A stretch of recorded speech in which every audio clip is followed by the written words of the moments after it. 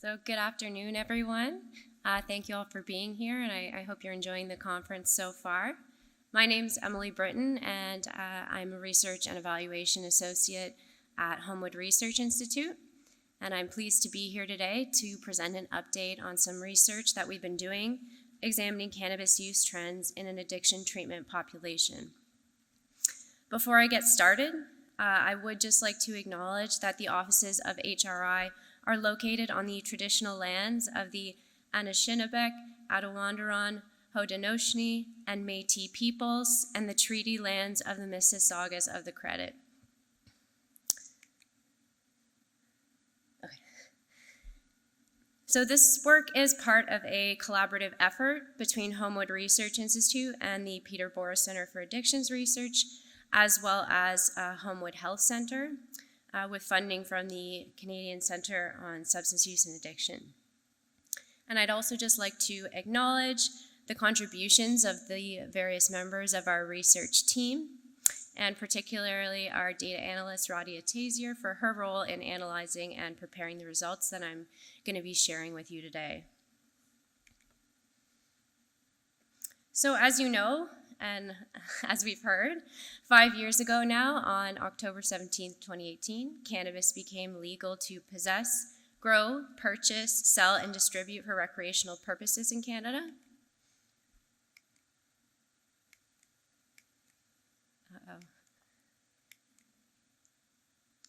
Oh, there we go. Okay.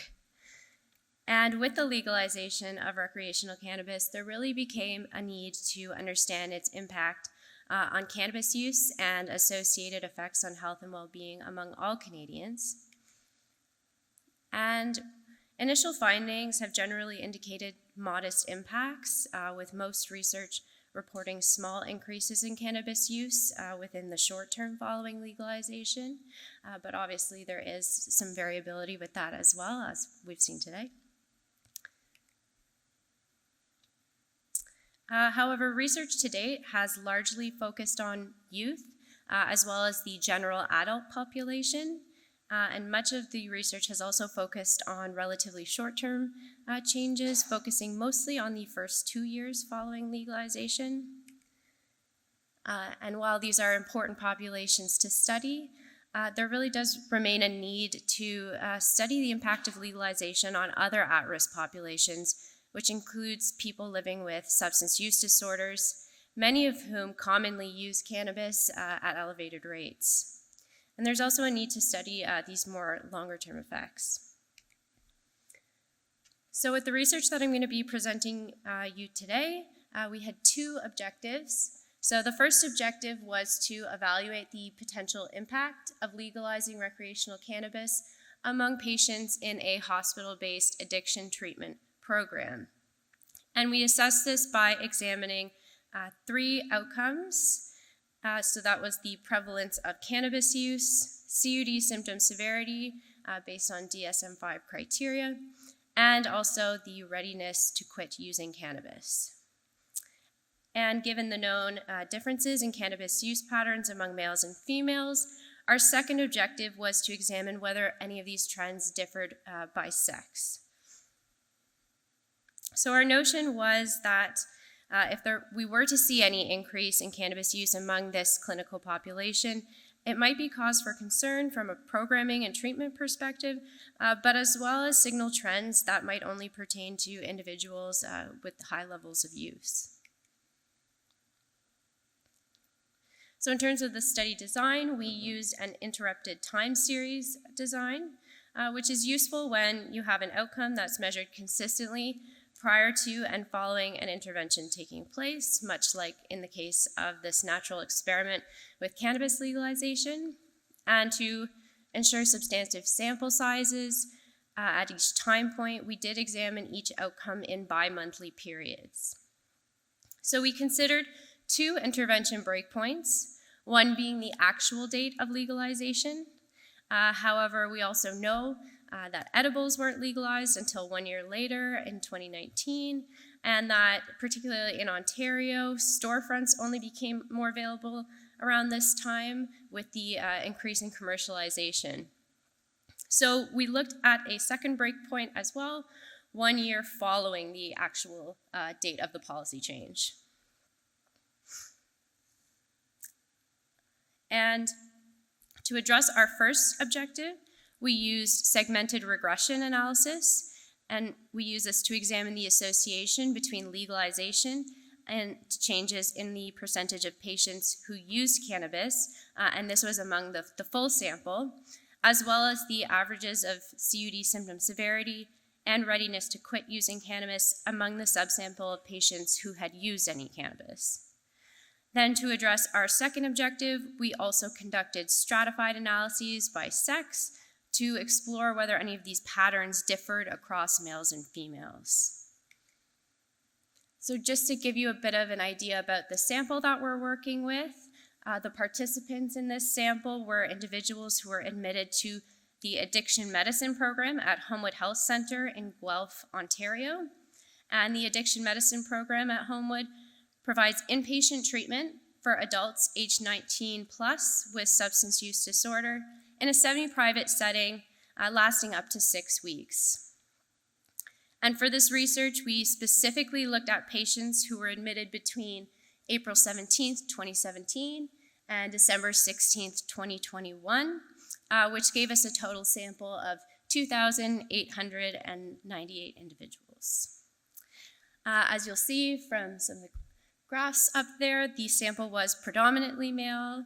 There was a range of ages with a mean age of 41, and just less than half of the total sample reported any cannabis use. So we had a subsample of individuals who had used cannabis. That was 1,384 individuals. In terms of the clinical characteristics of the sample, about 3/4 of patients screened positive for an alcohol use disorder based on DSM-5 criteria. 1/4 screened positive for a cannabis use disorder, and about half screened positive for any other drug use disorder. Additionally, many individuals met the diagnostic criteria for anxiety, depression, and trauma, and these were based on their self-reported symptoms. All right, so now we'll get into some of the results. And again, our first objective was to evaluate this potential impact of cannabis legalization among patients within the sample. So to orient you to these graphs that you're seeing, on the left side, we have the results using the official date of legalization as the breakpoint. And then on the right side, we have the results using the 1-year lagged breakpoint. In terms of the trend lines, the solid trend line before the policy intervention breakpoint represents the pre-policy trend, while the extended dotted line reflects the predicted trend had the policy change not occurred. The solid line following the policy date represents the actual trend over that post-policy period. And so what we're most interested in is comparing the two lines in the post-policy period. So you can see in both graphs that the solid and dotted lines after the breakpoint are fairly similar, suggesting that there was no change in the proportion of patients who used cannabis following legalization within this total sample.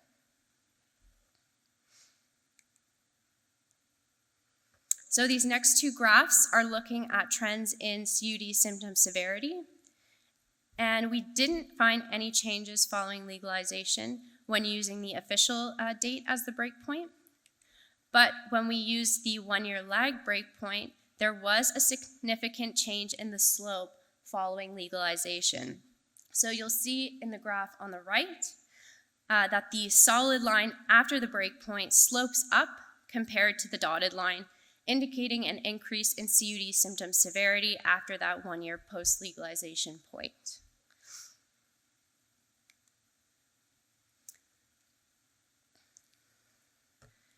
The next two graphs here show the results for readiness to quit using cannabis, and we didn't find any changes in readiness to quit following legalization using either of the two breakpoints, so whether that be the date of legalization or the 1-year lag breakpoint. However, in the model using the 1-year lag breakpoint, there was a significant overall decrease in readiness to quit over time. So this is a trend that's independent of legalization.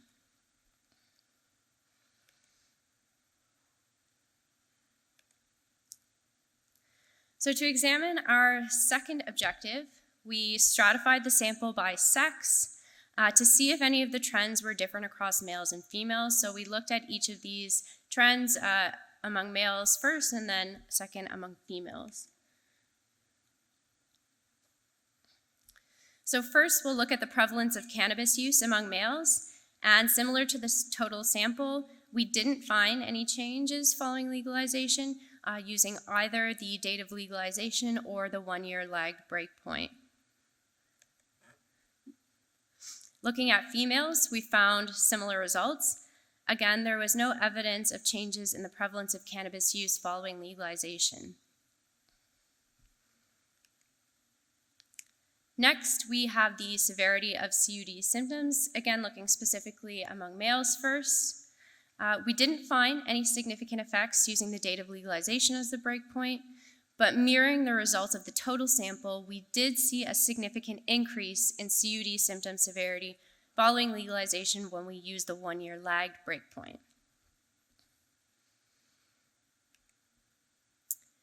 Looking at the same analysis but with females, we actually did not find any significant effects. However, you can see from the graph that it does follow the same pattern as the total sample as well as the male subsample. And if we look at these two graphs side by side, you can further see the similar slope change. And looking at the actual regression coefficients, you'll see that the female one is actually slightly larger in magnitude, but because of the small sample size, the standard error is larger and the trend is non-significant. So just for reference, again, this was looking at the subsample of individuals who used cannabis, and as you'll recall from my description of the sample, it was predominantly male. So within this subsample, we're looking at just over 1,000 male individuals and only about 330 who were female. So because of this, we're hesitant to conclude that these results actually reflect any kind of meaningful sex difference here in these trends. And finally, we looked at readiness to quit. Again, similar to the results using the total sample, when using the 1-year lag breakpoint, we did find an overall decrease in readiness to quit using cannabis over time among males. However, again, when we looked at the results among females, we didn't find any significant changes following legalization, nor did we see any significant overall trends across time. Again, looking at the male and female graphs side by side, the fact that the trends have opposite signs, though I will reiterate that the female trend is non-significant, does suggest that these trends might actually differ based on sex and not just reflect the smaller sample size.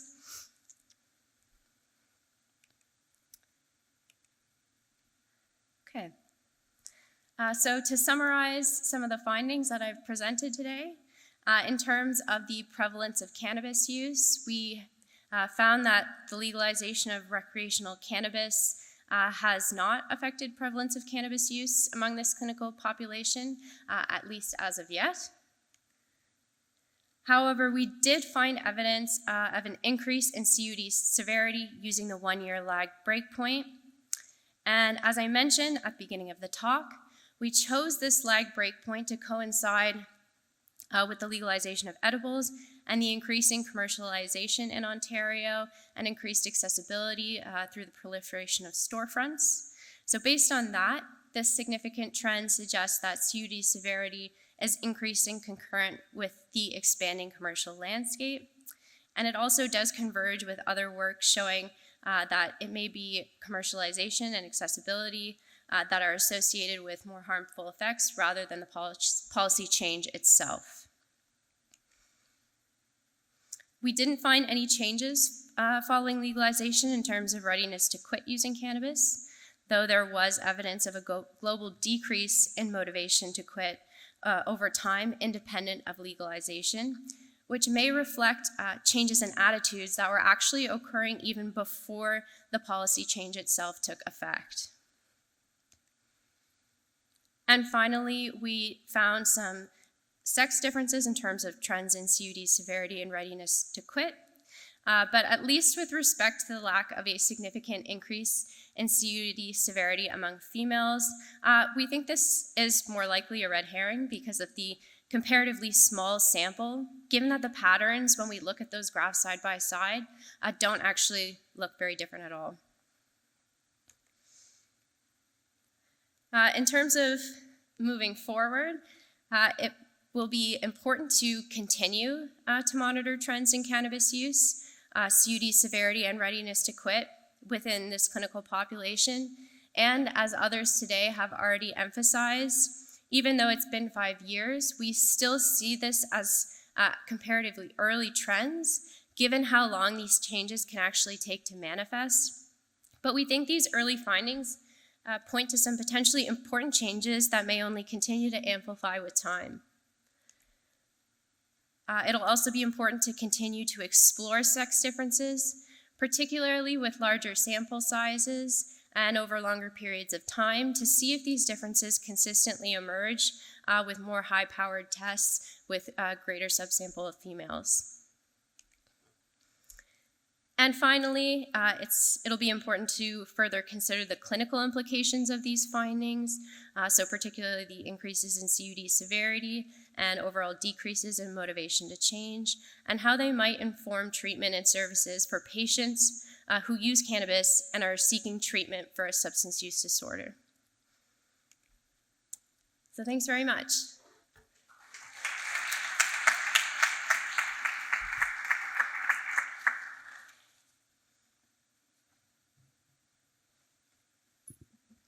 One question's come through online. So you mentioned the word yet. Do you expect changes in the future for prevalence of cannabis use or readiness to quit?